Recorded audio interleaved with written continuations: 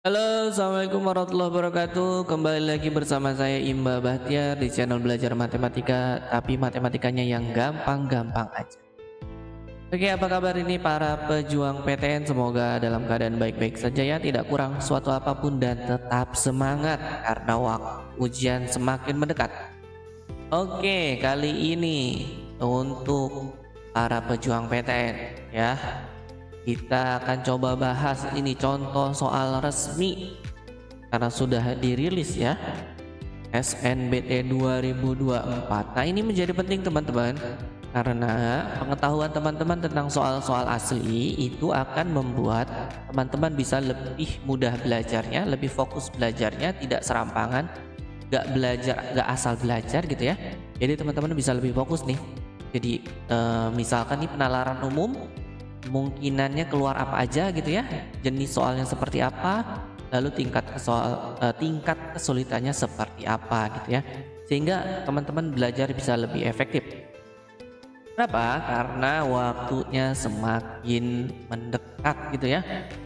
Oke, langsung saja kita cek nih soal-soalnya seperti apa sih gitu ya. Ya, soal nomor 1 ya. Ya, di sini soalnya ada kadar gula yang tinggi dalam darah, meningkatkan resiko penyakit kardiovaskular. Upaya untuk mencegah meningkatnya kadar gula dalam darah dapat dicegah dengan diet karbohidrat. Resiko terjadinya penyakit kardiovaskular dapat berkurang jika jumlah karbohidrat yang dikonsumsi dapat dikendalikan. Berdasarkan informasi tersebut, manakah pernyataan yang pasti benar? Nah, ini permintaannya adalah pasti benar ya. Oke, di sini di kalimat terakhir ada resiko terjadinya penyakit kardiovaskular dapat berkurang jika jumlah karbohidrat yang dikonsumsi dapat dikendalikan. Nah, pertanyaannya dengan cara apa dikendalikannya? Ya, di kalimat sebelumnya dibilang bahwa pengendaliannya itu dengan cara diet karbohidrat ya. Maka jawaban yang pasti benar itu adalah yang C. Risiko penyakit kardiovaskular berkurang jika diet karbohidrat diterapkan gitu ya. Ya, ini mirip-mirip dengan pengambilan kesimpulan lah gitu ya. Oke, berikutnya contoh soal nomor 2 ini ya. Silakan teman-teman perhatikan ini jenis-jenis soalnya kurang lebih akan seperti inilah ya. Oke, buah bit dianggap sebagai buah yang banyak memberikan manfaat karena memiliki kalori yang rendah. Namun, buah bit memiliki kandungan oksalat yang tinggi. Mengonsumsi buah bit terlalu banyak dapat memicu peningkatan sekresi oksalat yang berkontribusi pembentukan batu ginjal. Untuk itu, jika memiliki batu ginjal, sebaiknya kita tidak mengonsumsi buah bit secara berlebihan. Nah, pertanyaannya di sini, manakah pernyataan yang pasti salah? Ya, kalau sebelumnya pertanyaannya pasti benar, sekarang mau nyari yang pasti salah. Kita akan mulai dari pernyataan pertama. Buah bit banyak dikonsumsi karena memiliki kalori yang rendah. Ini benar ya. Di kalimat ada ya. Oke, berikutnya. Kandungan oksalat pada buah bit menyebabkan batu ginjal. Ini juga kita anggap benar. Karena di bacaan disebutkan bahwa kandungan oksalatnya itu menjadi salah satu penyebab ya, berkontribusi gitu ya pada pembentukan batu ginjal. Oke, berikutnya, konsumsi buah bit berlebihan dapat menyebabkan gangguan pencernaan. Nah, di sini kan nggak disebutkan, tapi ini bisa kita anggap mungkin benar gitu ya. Ya mungkin kan, mungkin benar juga mungkin salah, tapi kita anggap mungkin benar ya. Walaupun di sini nggak disebutkan ya. Oke, berikutnya, konsumsi buah bit tidak akan menyebabkan gangguan kesehatan. Nah, ini yang pasti salah. Kenapa?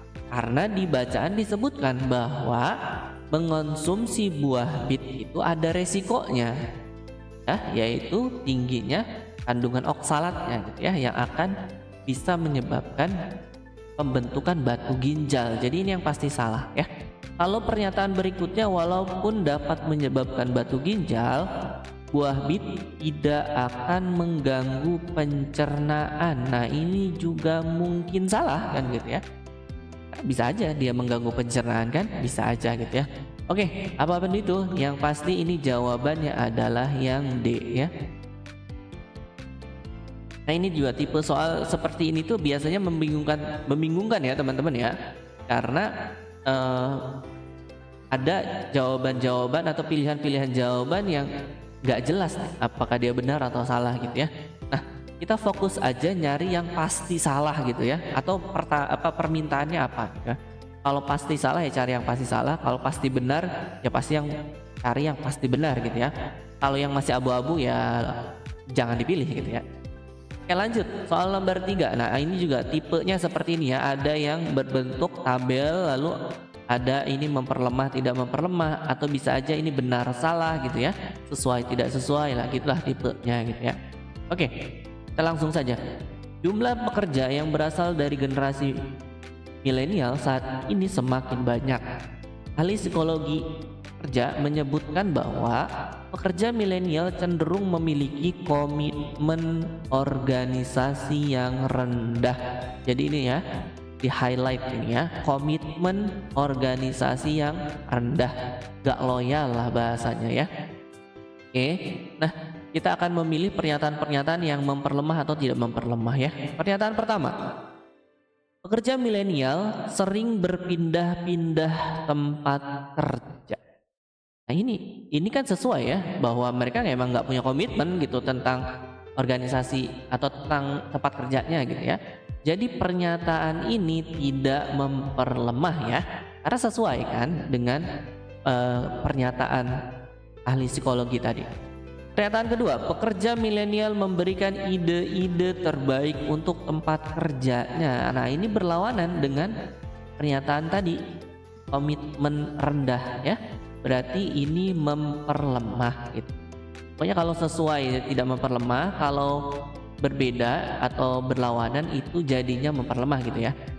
Pernyataan ketiga, banyak pekerja milenial yang bekerja di perusahaan untuk jangka waktu yang lama. Ini loyalitas ini ya, berlawanan ya, berarti ini memperlemah. Banyak perusahaan mengapresiasi etos kerja pekerja milenial. Ini berarti berlawanan juga ya dengan komitmen yang rendah gitu ya. Makanya ini memperlemah. Terakhir, banyak perusahaan yang mengeluhkan kinerja pekerja milenial. Ini ya tidak memperlemah karena sejalan lah ya dengan etos kerja yang rendah gitu. Oke, jadi jawabannya adalah tidak memperlemah, tidak memperlemah gitu. Nah teman-teman ini harus hati-hati kalau jawab seperti ini ya, karena kalau salah satu tidak sesuai ini ya bisa salah semuanya gitu ya. Oke, kita lanjut. Contoh soal berikutnya. Sebagian siswa tidak meraih nilai ujian tinggi jika mereka tidak belajar dengan tekun. Kondisi tersebut terjadi ketika siswa tidak berdisiplin dalam mengatur waktu. Maka kesimpulan berikut yang benar adalah, nah ini pengambilan kesimpulan atau silogisme ya. Kebetulan ini adalah jenisnya silogisme hipotetik. Nah bentuk silogisme nanti ada beberapa ya, ada yang silogisme modus ponen gitu ya, modus tolen gitu ya, dan lain-lain lah, nanti kita bahas di pertemuan yang lain. Oke, ini kita bahas silogisme hipotetik, di mana rumusannya adalah jika ada pernyataan pertama P maka Q, lalu pernyataan kedua I maka R, maka kesimpulannya adalah P maka R. Nah ini kita coba analisis ya. Sebagian siswa tidak meraih nilai tinggi itu sebagai P-nya. Mereka tidak belajar dengan tekun itu sebagai I-nya. Lalu tidak disiplin dalam mengatur waktu itu adalah R-nya gitu ya. Nah tadi kan kesimpulannya adalah E maka R gitu ya. Jadi sebagian siswa tidak meraih nilai tinggi ya karena tidak berdisiplin dalam mengatur waktu gitu. Nah, yang pas adalah yang C. Sebagian siswa tidak meraih nilai ujian tinggi apabila tidak berdisiplin dalam mengatur waktu. Jadi pas ya kesimpulannya. Oke. Jadi jawabannya yang C ya. Kita lanjut yang soal nomor 5. Seorang mahasiswa X harus bekerja tambahan setelah pulang kuliah. Pekerjaan tambahan tersebut menyebabkan waktu belajarnya berkurang. Meskipun X hanya bekerja di waktu malam, perkuliahannya tetap terganggu karena waktu belajarnya berkurang. Berdasarkan informasi di atas, manakah pernyataan di bawah ini yang benar? Oke. Yang pertama salah ya, X bekerja pada malam hari karena perkuliahannya terganggu. Ya, enggak gitu ya. Bukan ya. Pernyataan kedua, pekerjaan tambahan menyebabkan perkuliahan X terganggu. Nah, ini benar ya. Yang ketiga, jam kerja di malam hari menyebabkan X mencari pekerjaan tambahan. Enggak nyambung ya. Yang berikutnya, X mencari pekerjaan tambahan ketika jam belajarnya berkurang. Kebalik ya. Waktu belajar X berkurang ketika perkuliahannya terganggu. Ini juga kebalik. Jadi jawabannya memang yang pas yang B ya.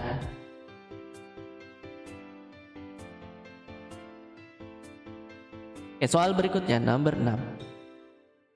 Ketika sering belajar di perpustakaan, siswa X dapat mencapai hasil belajar yang lebih baik. Namun ketika X belajar di rumah, hasil belajarnya cenderung kurang optimal. Pertanyaannya, manakah pernyataan berikut yang paling mungkin menjelaskan perbedaan kedua kondisi tersebut? Ingat ya, kalau di perpustakaan belajar jadi maksimal, kalau di rumah jadi enggak gitu ya. Nah, yang A, siswa X merasa lebih nyaman belajar di rumah. Kan udah kebalik ya. Kalau nyaman harusnya dia optimal kan. Jadi pernyataan yang A itu salah. Siswa X sering terganggu oleh kebisingan di sekitar perpustakaan. Ini juga tidak sesuai ya. Kalau terganggu di perpustakaan kok bisa maksimal gitu ya. Balik. Yang C, siswa X dapat berinteraksi dengan teman sebaya ketika belajar di rumah. Nah, justru kalau banyak teman ini ya jadi nggak optimal ya belajarnya gitu kan. Ya ini kurang pas juga ya. Selain buku pelajaran perpustakaan juga menyediakan novel legendaris ya, nggak ngebantu belajar gitu ya.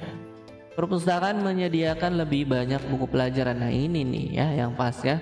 Makanya di perpustakaan jadi lebih optimal karena kan sumbernya banyak gitu ya.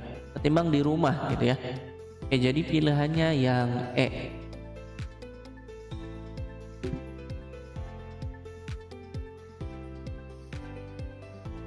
Soal berikutnya nomor 7. Ini ada pakar A menyatakan walaupun ramah lingkungan, mobil listrik masih membutuhkan energi batubara. Sedangkan pakar B menyatakan penggunaan mobil listrik efektif mengurangi tingkat polusi di ibu kota. Lalu pernyataannya adalah data menunjukkan penggunaan mobil listrik masih belum meningkat karena harganya yang mahal ya. Manakah pernyataan berikut yang paling tepat? Oke, di sini yang pakar A itu menyatakan tentang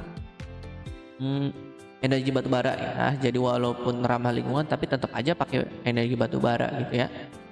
Sedangkan pakar B menyatakan ini kaitannya dengan polusi udara gitu ya. Lalu di sini faktanya bicara tentang harga. Ini kan nggak nyambung ya dengan kedua-duanya, ini nggak nyambung kan. Pakar A bilang tentang energi batubara, pakar B bilang tentang polusi, sedangkan faktanya bilang harga gitu ya. Jadi ini tidak nyambung dengan A maupun yang B. Jawabannya yang E ya, tidak relevan. Oke, berikutnya soal nomor 8. Nilai akhir siswa berprestasi di suatu sekolah ditentukan dengan menjumlahkan nilai capaian akademik dan nilai keaktifan dalam kegiatan. Bobot nilai capaian akademik 60%, sedangkan bobot nilai keaktifan adalah 40%. Berikut adalah nilai 5 siswa terbaik di sekolah. Nah, pertanyaannya, di antara kelima siswa tersebut, siswa mana yang paling berprestasi? Berarti kita harus cari nilai yang paling besar ya, dengan bobot yang ada. Oh iya, sebelumnya tadi soal-soal sebelumnya itu bentuknya penalaran deduktif dan penalaran induktif ya. Jadi teman-teman dihadirkan dengan cerita atau teks, lalu teman-teman ambil kesimpulan, ditanya atau apakah memperlemah, tidak memperlemah gitu ya. Itu bagian dari penalaran induktif dan deduktif gitu ya. Nah, sedangkan soal nomor 8 dan seterusnya ini kaitannya ada nilai-nilai atau ada matematikanya ya. Ini masuk kategori penalaran kuantitatif ya.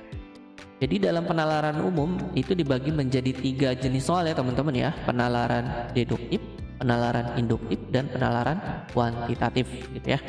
Nah, silakan teman-teman perhatikan polanya gitu untuk penalaran kuantitatif itu tipe-tipenya seperti apa gitu ya. Jadi supaya lebih mudah belajarnya nanti. Oke, ini salah satu contohnya ya, diberikan data seperti ini lalu kita ditanya gitu ya, siapa yang paling besar dari data tersebut ya. Ini ada bobotnya. Cara ngitungnya ya udah tinggal kita kalikan aja dengan bobotnya. Misalkan yang P nih. Ya, akademiknya kan 9, bobotnya itu kan 60% ya. Kita sederhanakan aja lah kali 6 gitu ya. Jadi nanti kita bandingkan angkanya saja. Lalu ditambah dengan kegiatannya 8 kan kali 40% ya, kali 4. Jadinya 54 tambah 32 86. Yang Q juga sama ya, kita caranya sama maksudnya. Ternyata dapat 82. Yang R juga ternyata dapat 90. Sedangkan yang S dapat 92. Dan terakhir yang T dapat 84. Nah, udah bandingin aja tuh. Mana yang paling gede? Ternyata ini kan yang S ya, 92. Jadi gitu aja caranya ya. Jawabannya yang D. Nah, ini juga soal berikutnya nih ya. Jadi teman-teman akan dihadirkan dengan gambar grafik, bukan grafik ini, histogram atau apalah dia diagram gitu ya. Entah itu diagram batang, entah itu diagram lingkaran gitu ya. Lalu ditanya ya seperti inilah. Nah, berdasarkan data di atas, tahun berapa Tokopedia memperoleh persentase keuntungan terbesar? Nah, ini persentase ya teman-teman ya. Jadi yang ditanya bukan keuntungan terbesar, tetapi yang ditanya adalah persentase. Apa bedanya? Kalau ditanya keuntungan, maka itu tinggal kita hitung dari pendapatan, kita kurangi modal saja ya. Ya udah, itu keuntungan kalau ditanya keuntungan. Tapi kalau ditanya persentase keuntungan, maka selisihnya itu harus kita bagi dengan modal awalnya gitu ya. Ya, kurang lebih rumusannya seperti ini ya kalau bicara persentase. Jadi kita bagi lagi dengan modalnya. Nah, di sini persen keuntungan itu dipengaruhi oleh selisihnya kan ya, antara pendapatan dan modal. Nah, selisih ini kalau dalam grafik itu bisa dilihat dari perbedaan ketinggian antara modal dan pendapatan gitu ya. Ini analisis awal dulu ya, supaya apa? Supaya kita tidak perlu membuang banyak waktu untuk menghitung semuanya gitu ya. Jadi dari analisis awal kita bisa menentukan mana aja yang mungkin menjadi persentase tertinggi ya. Kalau kita lihat di sini ya, 4 dan 5 itu kan selisihnya, perbedaan ketinggiannya kan sedikit ya. Ini sudah bukan opsi ya. Di sini antara 1, 2, dan 3 teman-teman lihat deh, 2 dan 3 itu kan modalnya sama, pendapatannya beda. Berarti yang 2 ini sudah gak mungkin ya, udah pasti kalah sama yang 3. Maka yang kita hitung adalah 1 dan 3 saja ya. Itu dari kemungkinan yang ada. Jadi untuk mempersingkat perhitungan ya. Oke, kita mulai dari yang 1 ya.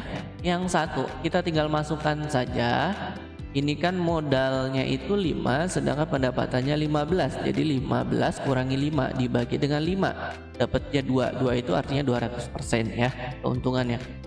Bagaimana dengan yang 3? Yang tahun ketiga ternyata modal awalnya itu 10, hasilnya 25. Jadi 25 dikurangi 10 dibagi dengan 10 itu adalah 15/10 atau 1,5.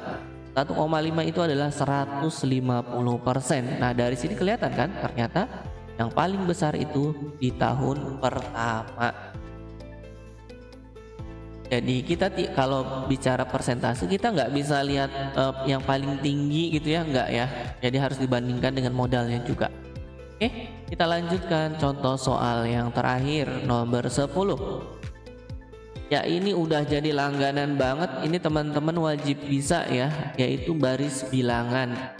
Jadi ngelanjutin baris bilangan ini udah setiap tahun ini keluar, jadi wajib sekali teman-teman bisa ya. Dan tidak terlalu sulit ya mencari polanya. Kita langsung aja, intinya pola bilangan lah ya. Nah, untuk perempuan ini polanya dari 16 ke 19 ke 24 27 32. Kita mulai dari 16 ke 19, kemungkinannya ditambah kan? Tambah 3. Berikutnya dari 19 ke 24 ini ditambah 5. Sedangkan dari 24 ke 27 itu ditambah 3. Dari 27 ke 32 ternyata ditambah 5, kelihatan polanya ya.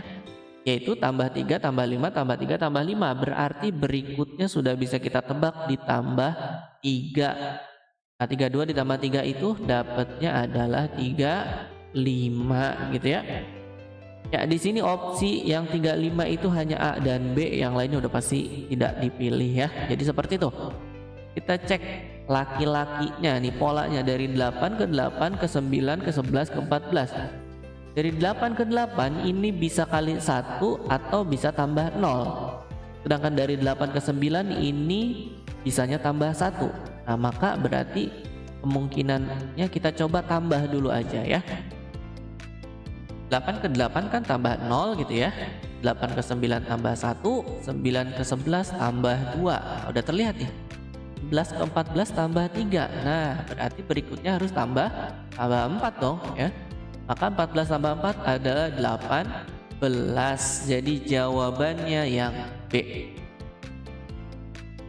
Oke teman-teman, itulah 10 soal resmi ya dari SNPMB, ini situs resminya ya. Jadi semoga ini bisa memberikan gambaran ke teman-teman tentang soal penalaran umum tuh seperti apa sih gitu ya. Jenis-jenis soalnya seperti apa ya. Dan itu akan membuat teman-teman lebih mudah dalam belajar ya. Oke, itu saja dari saya. Terima kasih. Assalamualaikum warahmatullahi wabarakatuh. Bye-bye.